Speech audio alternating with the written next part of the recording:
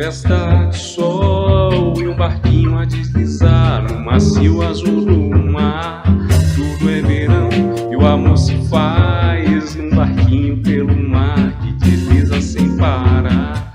Sem intenção, nossa canção vai saindo desse mar e o sol. Vejo o barco e luz, dias tão azuis. Volta do mar, desmaia o sol e o barquinho. O Grupo de Cultura da FATEC Itaquera, mais uma vez, apresenta a vocês a nossa conversa franca. Hoje, um jovem que, independente da idade cronológica, mostra que a música ultrapassa limites e a música pode ser um instrumento de transformação.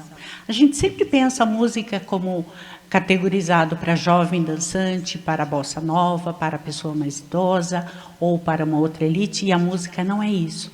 Prova disso que temos hoje aqui o nosso querido Arthur Serra, um grande jovem que hoje vai nos mostrar que a música pode ser, sim, instrumento de transformação e ajudar o jovem a pensar.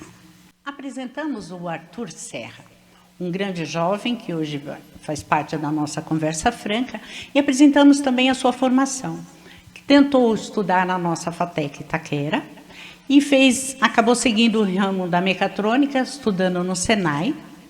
Trabalhou também na iniciativa privada, numa consultoria de TI, teve um contrato de trabalho com a AES Eletropaulo, é um graduado da Pontifícia Universidade Católica, PUC, e atualmente é um mestrando também da PUC com a temática da repressão dos trabalhadores na Companhia Docas de Santos. Então, hoje perguntamos, quem é Arthur Serra? Quais são as suas percepções da Coab 1? Quais são as primeiras impressões que você teve? Como você percebeu, teve a sensação de pertencimento à sociedade que você vive atualmente? Qual a relação da formação política que você aprendeu na Coab, com a vida familiar e com o seu dia a dia, a sua prática? Como se deu a sua relação com a música? Como que deu, a partir de toda essa formação do Arthur, qual foi a sua relação com a música? Bem, primeiro eu queria agradecer a Rita por estar me acompanhando nessa entrevista, nessa conversa, não é? Queria agradecer também ao Sidney por estar nos auxiliando e à FATEC pelo espaço para a gente estar conversando, para estar explanando nossas ideias, colocando a música em debate, a sociedade e todas as questões que rodeiam, não é?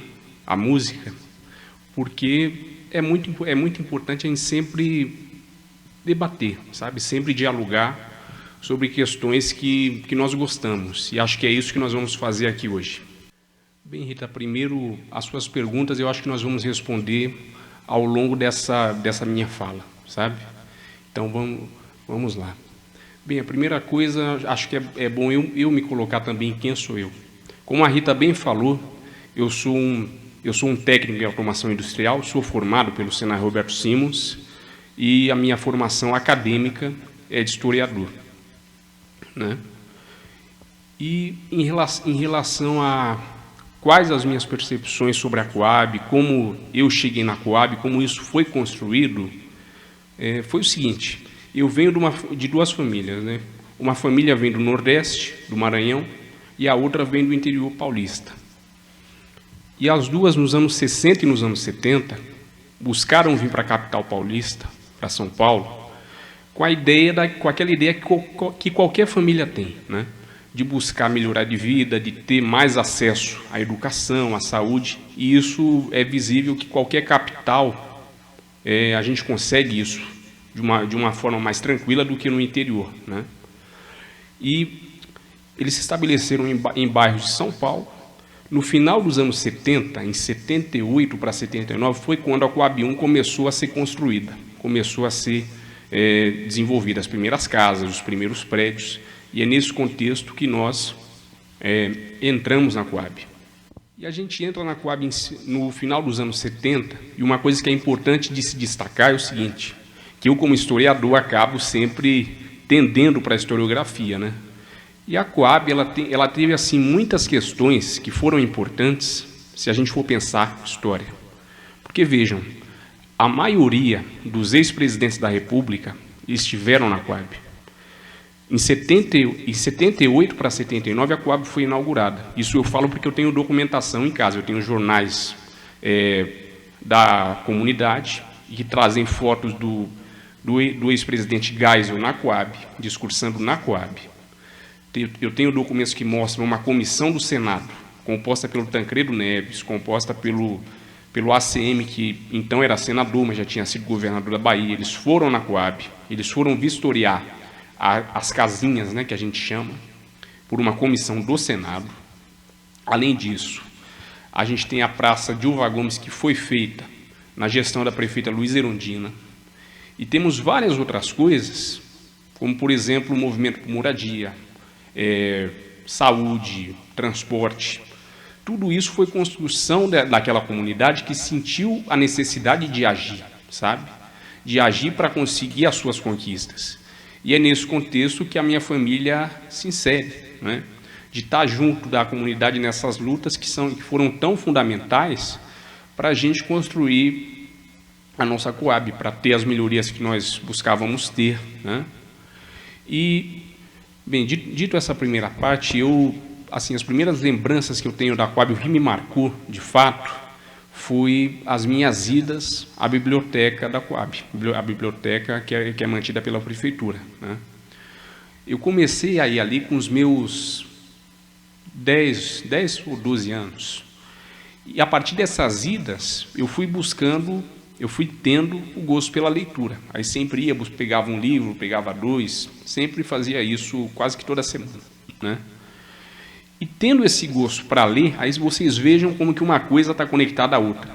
Tendo esse gosto para ler, foi fundamental para eu chegar a uma graduação de História, a uma graduação na Pontifícia Universidade Católica de São Paulo. Então, a Coab, o que eu quero mostrar com isso? A Coab está inserida na minha vida.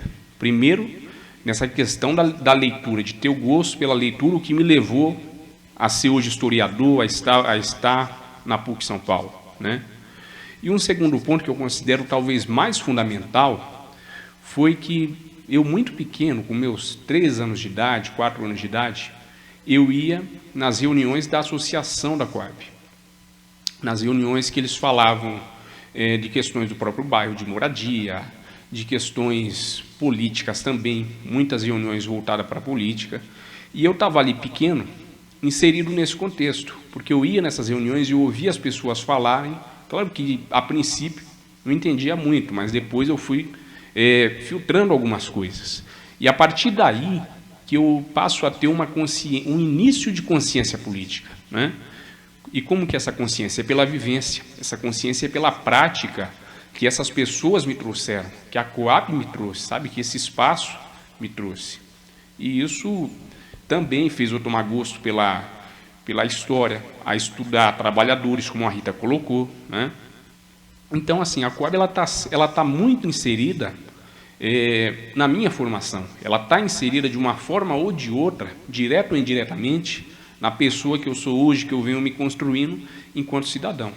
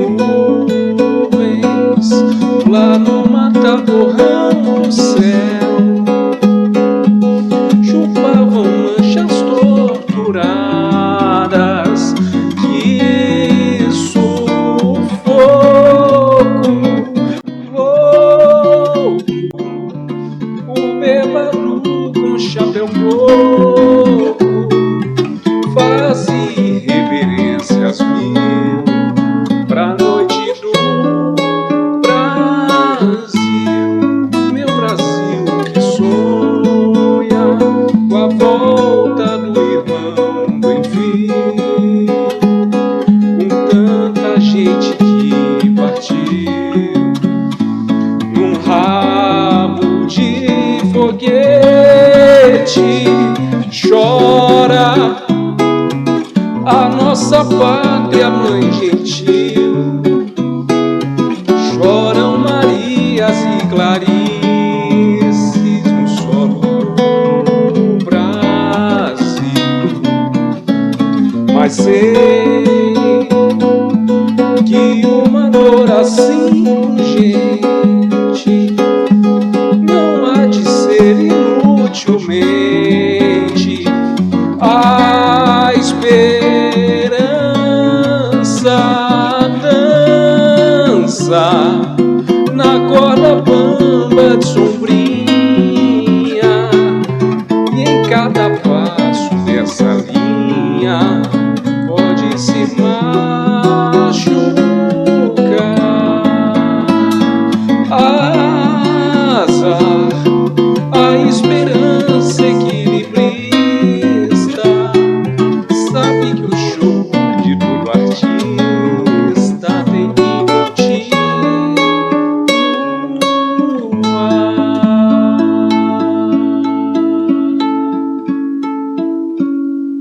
A minha formação política foi muito pela minha família, pelo meu pai, como eu venho explanando para vocês até agora. E em relação à música, isso é muito interessante. Eu acho que é muito interessante como a gente guarda algumas lembranças, né? E a música, para mim, de início foi isso. Foram lembranças que foram também me formando, eu diria, formando a minha consciência musical, né? E as lembranças que eu falo são o seguinte: a minha família tinha uma casa na Baixada, e a gente sempre descia lá, Rita, às sextas, né? A gente descia à sexta, ficava à sexta e até segunda-feira. E nessas descidas, isso eu me lembro muito de eu escutar um disco que foi produzido pela Natura, né? A marca de produtos, e o disco chama-se Biografia, que é em homenagem a um perfume deles. E esse disco, ele traz uma série de intérpretes brasileiros. Ele traz Elis Regina, ele traz Cazuza, Ronaldo Boscoli, Roberto Menescal, traz a Lila Pinheiro também enquanto intérprete, enfim, traz uma boa parte da nossa MPB, né? E eu descia para Santos, para São Vicente, para Cubatão, muitas vezes ouvindo esse CD, né? ouvindo músicas desse CD. Ou seja, então a minha formação, para mim, ela parte daí. A minha formação musical parte daí. É a MPB, é a bossa nova, é o samba, é entender o que a música traz de interessante, de crítico, de ameno, de pesado, né? Parte sempre desse disco. E além desse disco, o que eu lembro também é escutar muito Rita Lee nessas idas à Baixada, escutar também Marina Lima, que eu adoro até hoje, muito bom. E, enfim, a formação musical, ela parte daí, não é? Parte com Elis Regina, com Chico Buarque, com Roberto Menescal. E por esse meu interesse com música, ele se inicia aos meus 3 anos de idade, e eu mantenho isso até hoje como uma constante, né? Sempre estar ouvindo uma música nos meus afazeres acadêmicos, sempre a música próximo de mim, né? Tanto é que esse meu gosto, essa vontade de escutar música, fez com que eu comprasse toda a discografia do Chico Buarque, de 1965 até hoje. Eu tenho toda a discografia dele, tenho toda a discografia da Elis Regina, tenho uma parte da discografia do Roberto Menescal, porque são cantores, como eu estou colocando para vocês, são parte da minha base musical, né? E nesse meu interesse, nessa minha questão de não viver sem a música, né, é que eu passo aí a muitos shows, que eu conheço pessoas do meio musical, e nessas idas a show, em 2018, eu fui à turnê do Chico Buarque, que ele lançou, que chama-se Caravanas. Eu fui 4 vezes nessa turnê, por gostar muito dele. Aí vocês vejam como eu estou falando a verdade, gostar desses artistas, né? Eu fui, conheci o produtor dele, sou amigo do produtor dele até hoje, e esse produtor me apresentou o Chico Buarque, né? Só que assim, a minha conversa com o Chico foi muito rápida, sabe? Foi conhecê-lo, entregar um escrito, uma carta que eu escrevi para ele, com algumas colocações minhas sobre a minha formação, a influência que ele tem para mim culturalmente, enquanto cidadão, né? Entreguei para ele, troquei algumas palavras com ele, tiramos uma foto, e com ele foi isso, né? Mas além dessa vez de ir na turnê que ele estava, eu fui também em 2 jogos no campo Dr. Sócrates, que fica em Guararema, e o Chico foi a campo, ele jogou. E eu estava lá, assisti os jogos, um em 2017 e o outro em 2019, né? Eu assisti. E em uma dessas vezes, depois que acabou o jogo, parte das pessoas se reuniram numa área mais privada. Aí eu cheguei aí nessa área também.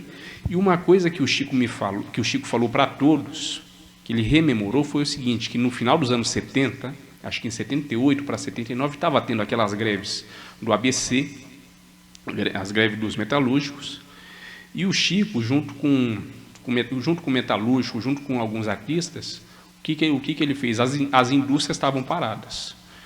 Ele chegou a fazer, digamos assim, a abrir a sua conta, não é? Ele deu salário dos trabalhadores, enquanto estava tendo a greve, para eles continuarem se alimentando, continuarem sustentando sua família. Entende? É esse tipo de artista que eu admiro, sabe?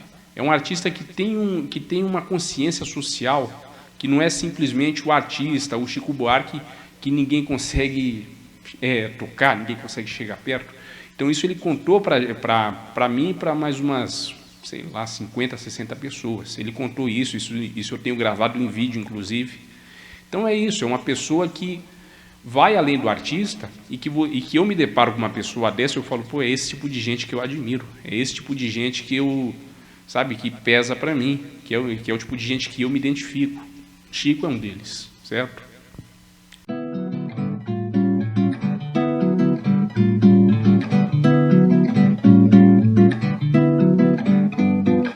Hoje você é quem manda, falou, tá falado, não tem discussão, não. A minha gente hoje anda falando de lado e olhando pro chão, viu? Você que inventou esse estado, inventou de inventar toda a escuridão. Você que inventou o pecado, esqueceu-se de inventar o perdão. Apesar de você, amanhã há de ser outro dia. E eu pergunto a você, onde vai se esconder da enorme euforia? Como vai proibir quando o galo insistir em cantar? Água nova brotando e a gente se amando sem parar. Quando chegar o momento, esse meu sofrimento vou cobrar com juros, juro. Todo esse amor reprimido, esse grito contido, esse samba no escuro. Você que inventou a tristeza, ora tem a fineza de desinventar. Você vai pagar e é dobrado cada lágrima rolada nesse meu penar. Apesar de você, amanhã há de ser outro dia. Ainda pago pra ver o jardim florescer, qual você não queria. Você vai se amargar vendo o dia raiar sem me pedir licença. E eu vou morrer de rir que esse dia há de vir antes do que você pensa. Apesar de você, apesar de você, amanhã há de ser outro dia. Você vai ter que ver amanhã renascer e esbanjar poesia.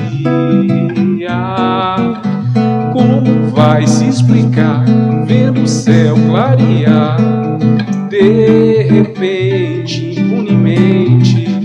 Como vai abafar nosso coro a cantar na sua frente?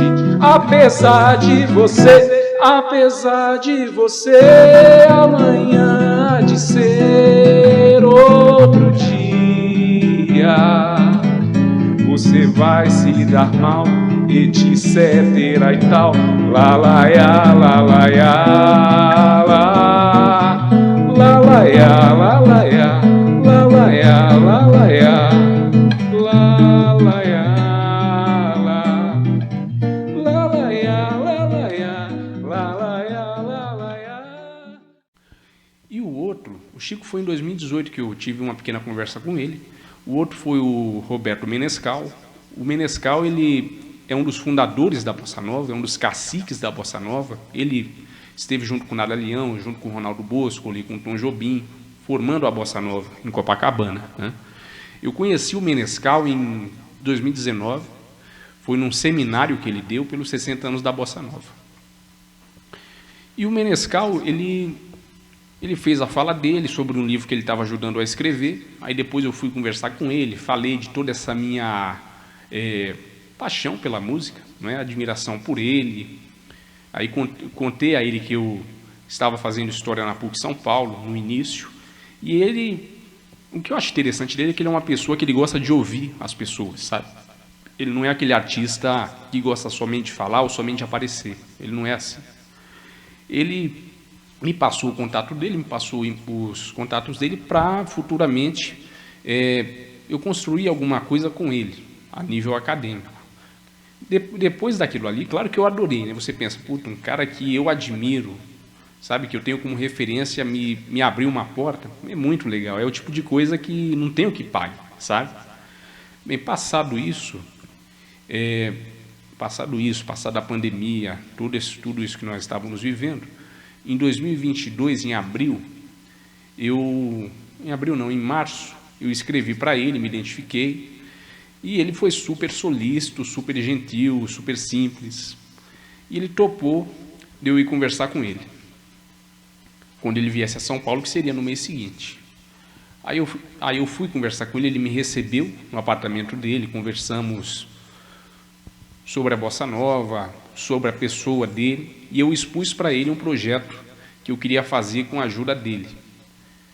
E ele super aceitou, já deixou todos os caminhos acessíveis para mim e topou estar trabalhando junto nesse projeto. E além dessa parte mais formal, a gente conversou sobre os shows que ele vem fazendo, sobre a Nara Leão, porque em 2022 ela completaria 80 anos e ele foi muito próximo dela, foi namorado dela, inclusive.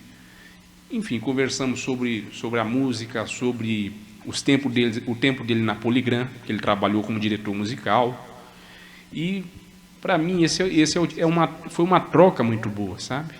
É o tipo de coisa que, para mim, não tem preço, nada paga isso. Uma pessoa que você admira, abrir as portas para você, te apoiar e tá com você nos projetos que você quer fazer, no que você propõe. E ele é esse cara, sabe? É um cara assim super simples, que você chega, você conversa com ele. Ele é um cara que ele quer ouvir você. Tanto que eu cheguei para conversar com ele, aí uma das primeiras coisas que ele me colocou foi o seguinte: mas Arthur, que ele viu meu interesse pela música, que eu gosto mesmo, ele falou, mas me fala, você toca violão, você chegou a tocar, você sabe tocar, como é que é isso? E eu expliquei para ele que eu cheguei a fazer aulas, que eu sei tocar, soube, né? Hoje eu não sei mais tocar algumas músicas, e ele se interessou por quem estava falando com ele. E ele é esse cara, sabe? Esse cara que gosta de conversar, super acessível, super tranquilo, e que isso quebra um pouco aquela ideia que a gente tem do artista. Isso eu cheguei a conversar com ele, porque você pega a figura artística do Chico Buarque, é um escritor, é um intelectual, é um músico, é um compositor, é um artista. Mas é um cara, para a grande maioria das pessoas, é inacessível, né? E ele não conversa muito com as pessoas, ele conversa, só que não tanto quanto o Menescal. E o Menescal, ele vem no sentido talvez oposto, porque ele é um contraponto. Ele não, vocês vejam o que eu narrei para vocês, ele me recebeu no apartamento dele. Ele quis falar sobre música, ele quis falar sobre questões da vida dele, questões da gravadora, questões com outros artistas, mas ele quis me ouvir também. Ele quis ouvir a mim e ao meu amigo que estava comigo, que é o professor Antônio Rago Filho, que foi músico do Johnny Alf. Ele quis nos escutar, enquanto pessoas, enquanto acadêmicos, ele quis escutar o que nós estávamos propondo. Então ele é esse cara, é um cara que não é encastelado, é um cara super acessível, uma pessoa que foge muito do estereótipo que a gente tem construído do artista, né? Porque ele vai na contramão de tudo isso.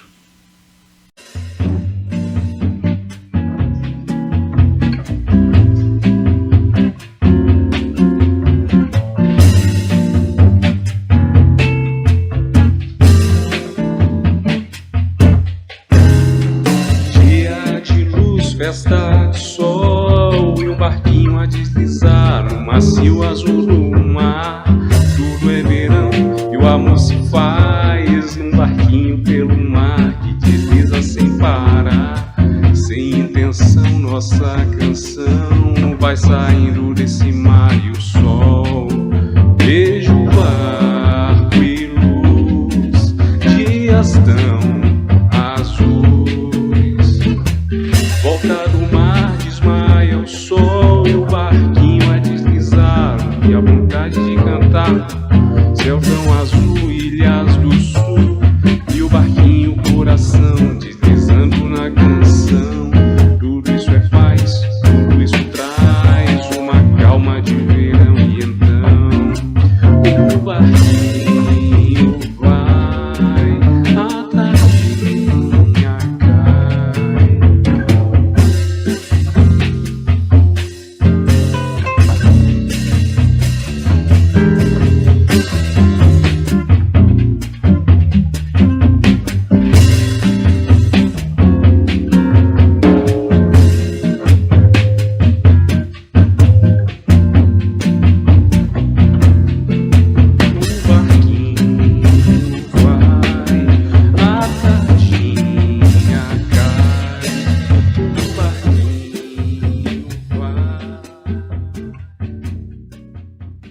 No meu último encontro com o Menescal, ele quis me contar algumas histórias que eu achei assim muito boas, sabe?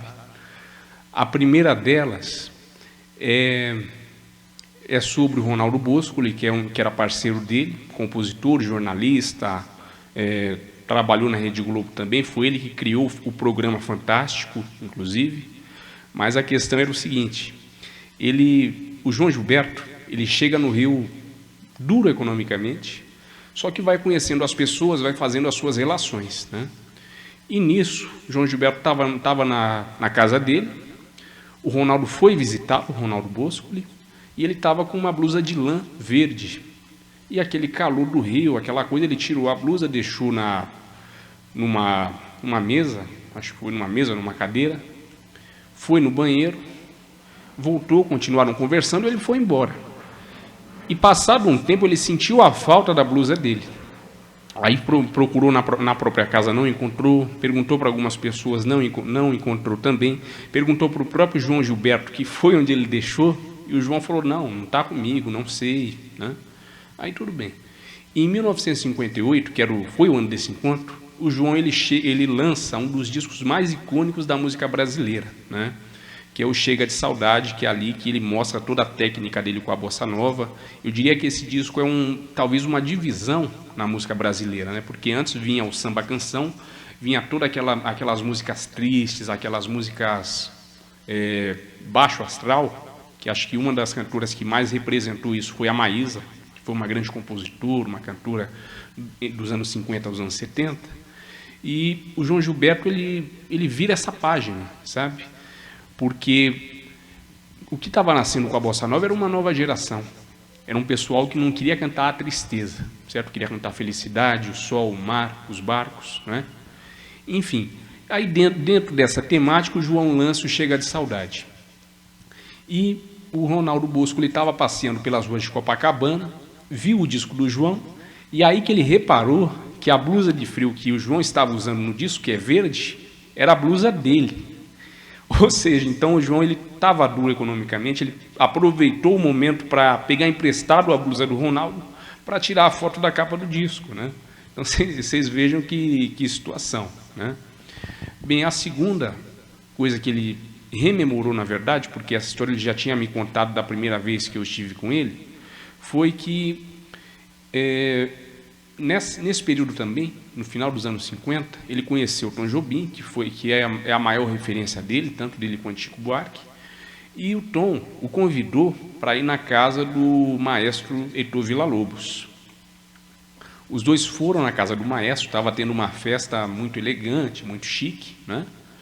E eles ficaram abismados com o Villa-Lobos, porque assim, nos anos 50, estava tocando as músicas da época ali, e o Villa-Lobos estava no piano, estava escrevendo e compondo uma melodia, uma música, né?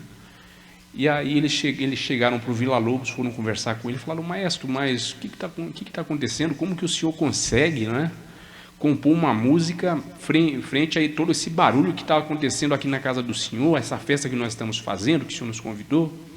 E aí o Villa-Lobos colocou o seguinte: não, mas veja, o ouvido interno está funcionando perfeitamente, o ouvido externo é outra coisa. Então vocês vejam que o cara não era o Villa-Lobos à toa, né? Ele conseguia compor uma música frente a uma festa, frente a barulho, ele conseguia se concentrar, né? Então isso ele me colocou que deixou ele bastante impactado, sabe, pela capacidade do cara, pela concentração. Enfim, foram essas duas histórias que ele me colocou, né? E além disso, vocês vejam que eu tenho um bom trânsito, né, com o Roberto Menescal. Eu cheguei a conversar com o Chico. Então percebam que eu tenho muita abertura com gente que não é da minha geração, dos anos 90, né, com gente que seja talvez gerações anteriores. E nisso eu tive uma experiência com um senhor que chamava-se Darcy Rodrigues. Ele foi militar do Exército, ele foi sargento, ele participou da revolta dos sargentos em 64, ele apoiou o presidente João Goulart, e eu o conheci em decorrência do meu TCC. Eu o entrevistei, fiz uma live com ele, e a partir daí nós nos tornamos assim muito amigos, sabe? Amigos de ficar horas e horas conversando sobre nós, conversando sobre o nosso país, sobre as questões que nos movem, né, enquanto cidadãos, sobre as questões políticas. E assim como eu tenho esse bom trânsito com outras pessoas, né?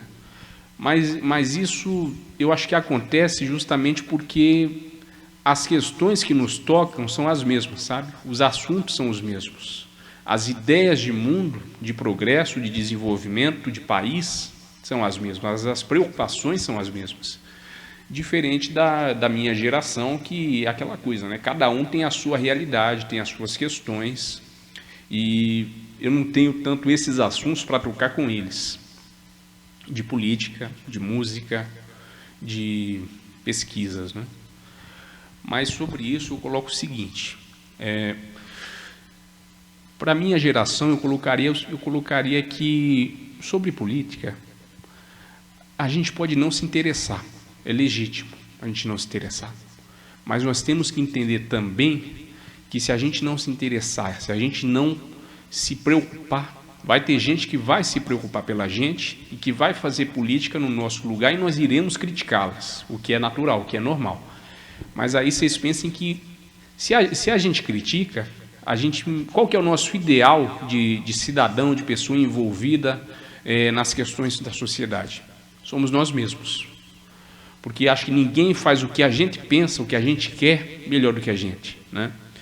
E é nesse sentido que a juventude tem que ser combativa, sabe? Que ela tem que se envolver a partir da base, a partir da sua realidade, a partir do seu bairro, e a partir disso, né, ir construindo, entendendo a realidade local, a realidade municipal, estadual e âmbito federal, e se posicionando com mais firmeza, né, enquanto cidadão, e se colocar no debate, se posicionar e não ter medo de se posicionar e de se colocar nessa arena que nós tanto criticamos, né, que é estar preocupado com a sociedade. Então, se vocês entendam o seguinte: a melhor pessoa para entrar na luta social somos nós mesmos. E a gente criticar é fácil, mas a gente tem que entrar, tem que combater e tem que se envolver. Porque a partir daí, a gente tem consciência e tem a capacidade de construir uma vida melhor, de construir uma sociedade melhor e de nos construir, não é? Enquanto cidadão, enquanto pessoa, nos construir dentro das nossas relações.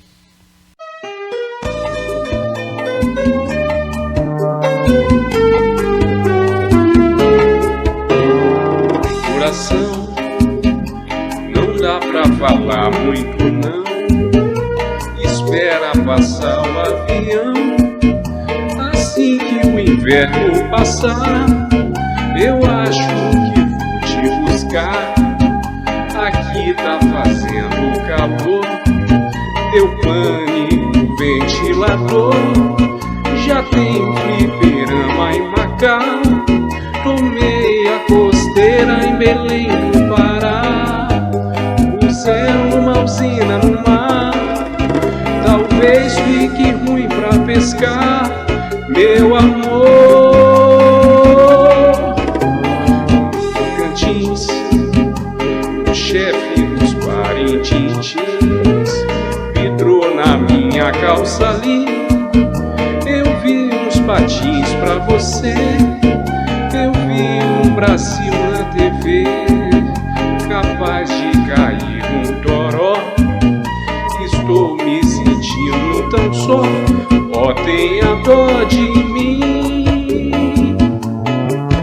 Pintou uma chance legal, um lance lá na capital. Nem tem que ter ginasial, meu amor. Gabaris, o som é que Deus me diz. Cansei uma dor infeliz, que tem um tufão nos quadris, tem um japonês atrás de mim. Eu vou dar um pulo em Manaus, aqui tá 42 graus, o sol nunca mais vai se pôr. Eu tenho saudades da nossa canção, saudades de roça e sertão. Bom mesmo é ter um caminhão, meu amor. Bem, para finalizar minha fala, eu queria agradecer mais uma vez ao Grupo de Cultura da FATEC Itaquera pelo canal, pelo espaço para a gente estar dialogando, estar colocando ideias, colocando um pouquinho sobre música, sobre historiografia, não é? Sobre o bairro da Coabium, que nos toca tanto, que é tão importante para nós. E agradecer em especial ao Sidney por toda a assessoria digital e a Rita pela intermediação, pelo apoio nessa boa conversa que a gente teve sobre música, sobre cultura, sobre sociedade, enfim, sobre o nosso bairro, que é a Coabium, e sobre o nosso país. Obrigado a todos. Bom, o Grupo de Cultura da FATEC Itaquera é quem agradece a esse momento maravilhoso, mais um momento participando da nossa conversa. Eu agradeço imensamente ao Arthur a dedicação. A nossa conversa franca continuará, teremos outras apresentações. E queremos só finalizando, mostrando que o Arthur tem razão quando ele diz: quando você não se posiciona, você já está se posicionando. E a música, as relações pessoais, elas são atemporais. Você pode sim se relacionar, você pode sim crescer com o outro. E isso que o Arthur veio nos trazer. Muito obrigada, Arthur, em nome de toda o Grupo de Cultura da FATEC, e seja sempre bem-vindo. entretenimento, conscientização. A opinião produz transformação. Arte, oxigênio, nova geração. Informação, cultura, a informação.